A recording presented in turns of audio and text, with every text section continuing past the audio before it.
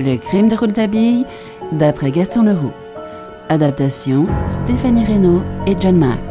Interprétation, Patrick Blandin, Patrick Martinez-Bourna, Philippe Collin, Stéphanie Reynaud, Frédéric Chevaux. Un programme Maurice Clément Fèvre.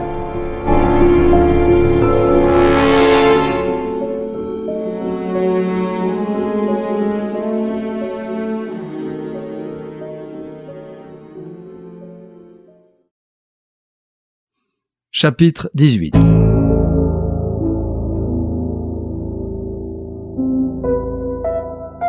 Étrange aventure de Rouletabille dans un sleeping car. Le lendemain, je fus averti par la candeur du départ de Rouletabille pour Marseille. Je compris qu'il continuait à marcher à fond contre la dangereuse amie de Parapapoulos. Il s'agissait de toute évidence de retrouver le barbier du coin de l'impasse La Roche, car Marius Poupardin devait en savoir long sur ce qui s'était passé cet après-midi-là dans la petite maison de Passy. Je dis à Lacandeur, qui s'était arrangé pour me rencontrer par hasard au palais, « Ils ne le laisseront pas arriver jusqu'à Poupardin. Je crains tout. J'apprendrai demain que Rouletabille est mort d'un accident que je n'en serais pas surpris. » Comme en disant cela, j'avais les yeux humides, Lacandeur, qui était lui-même fort inquiet, tenta de me rassurer. Il n'a pas voulu que je l'accompagne là-bas. Moi, sacrée taille. Il prétend que c'est elle qui nous a vendus. Savez-vous bien que lorsque vous êtes venu hier, rue de Charonne, il y avait 24 heures que ces messieurs étaient au courant. Ils auraient pu l'arrêter s'ils avaient voulu. Or, ils l'ont pas fait. C'est ce qui me fait espérer que tout cela va s'arranger. Dieu vous entende. Mais c'est bien parce qu'ils ne l'ont point arrêté que vous me voyez dans de pareilles transes. Pendant ce temps, les événements les plus curieux se déroulaient autour de Rouletabille. Son voyage en sleeping est une chose certainement unique en son genre, et j'en donnerai tout de suite le récit tel qu'il me le fit plus tard. Pendant sa période d'évasion, Rouletabille trouva une aide efficace chez tous ceux qui l'avaient obligé. Parmi ceux-ci, il y avait M. Teula, garçon fort distingué, entré sur le tard dans la carrière consulaire et que Rouletabille avait fait nommer consul à Barcelone. Ce monsieur Teula, de passage à Paris, devait rejoindre son poste le lendemain de la dernière visite que je fis à Rouletabille, dans les conditions que l'on sait. La place de monsieur Teula était retenue au wagon-lit. Il allait à Barcelone par le PLM et Port-Bou, changement de train à Avignon.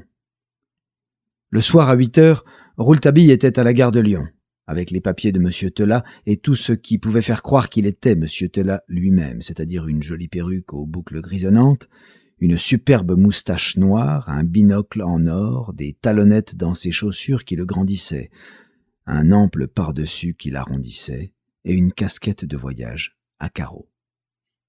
Cette fois, il croyait bien avoir dépisté la police. Il arriva 2 minutes exactement avant le départ du train, son sac de voyage à la main, se hâta vers son wagon. Comme il allait l'atteindre, il aperçut, de dos, une silhouette qui lui parut être celle de l'agent Tamar. Il se glissa dans son compartiment sans être aperçu du policier. Puis, revenant dans le couloir du wagon, il jeta un coup d'œil sur le quai. Il vit l'homme, de profil, et ne reconnut plus Tamar. Décidément, l'idée de Tamar le poursuivait, et cela n'avait rien que de très naturel. L'homme, du reste, ne prêtait aucune attention aux voyageurs, mais bavardait assidûment avec un grand escogriffe dans le sens de l'origine du mot « hypogroupos » qui désigne quelque chose de crochu, aux jambes en arc, aux longs bras, au dos légèrement voûté, l'allure tourmentée, le tout couronné par une grosse tête rose, toute rase, aux yeux très doux, calmes et pensifs, aux cheveux blonds filasses coiffés d'une casquette à carreaux. J'ai dit que Rouletabille ne reconnut pas Tamar, mais il fut instantanément persuadé qu'il avait déjà rencontré le grand escogriffe quelque part. Le train partait. Rouletabille ferma la porte de son compartiment, heureux de constater qu'il n'aurait pas apparemment de compagnon, et décidé à sortir de cette boîte le moins souvent possible.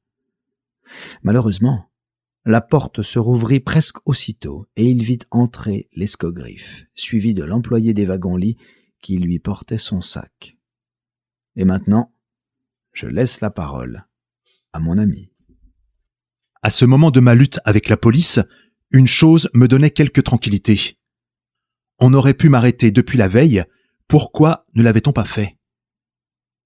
Je pouvais répondre presque affirmativement que c'était que l'on me savait porteur de la lettre de Roland à Theodora Luigi. Lettre cherchée vainement par Tamar à la Villa Fleury, trouvée ensuite par moi et si terriblement compromettante pour Theodora. Tant que j'aurais sur moi ce papier qui mêlait si tragiquement la célèbre courtisane, instrument de la haute police, au drame de la petite maison de Passy, j'étais assuré que l'on ne mettrait point la main sur moi. Je pouvais faire trop d'esclandre avec ce papier et retourner l'affaire d'une façon décisive. C'était mon meilleur sauf-conduit. Il fallait avoir le papier d'abord, on m'arrêterait ensuite. Je croyais bien qu'ils m'eussent plutôt fait tuer que de me prendre vivant avec ce document dans ma poche. Tout de même, comme je pensais qu'il n'en arriverait là qu'à la dernière extrémité, s'il s'y résolvait jamais, cela me laissait quelque liberté d'esprit, d'autant plus que, depuis la veille, je pensais avoir réussi à semer définitivement ces messieurs. Or, la vision de l'homme qui ressemblait à Tamar, suivie de l'entrée de son compagnon dans mon compartiment, me redonna à réfléchir. Tamar pouvait s'être déguisée, grimée, comme je l'étais moi-même. Enfin, ce singulier voyageur ne m'était point inconnu.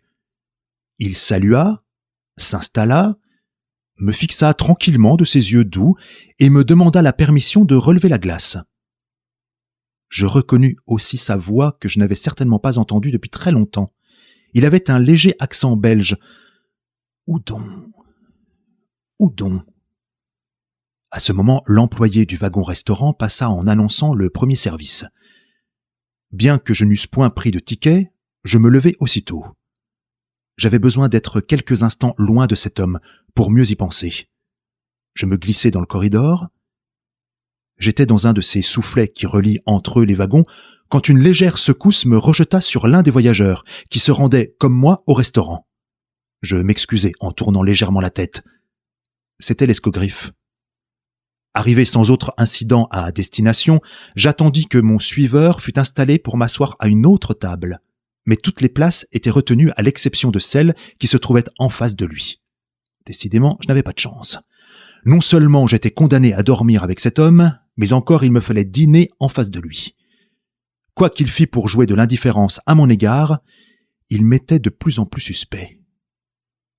Je m'assis et déployai ma serviette. Et dans le moment, j'eus ce geste instinctif qu'ont les porteurs de grosses sommes qui tâtent, du gras du bras, leur poitrine, pour s'assurer que le matelas y repose toujours.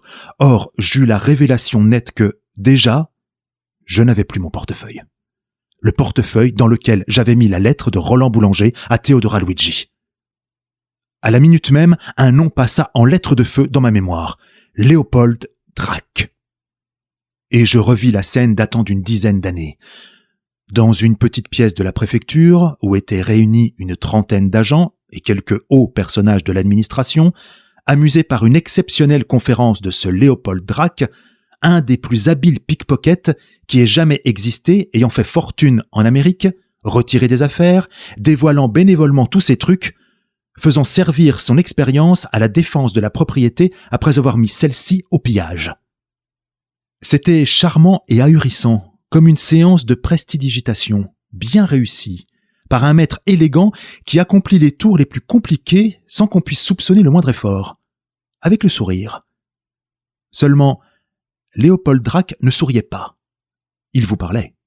D'un ton monotone et traînant, il vous racontait n'importe quoi, vous posait les plus ordinaires questions qui vous surprenaient par leur banalité même, et vous aviez la poche vide avant que vous ne lui ayez répondu.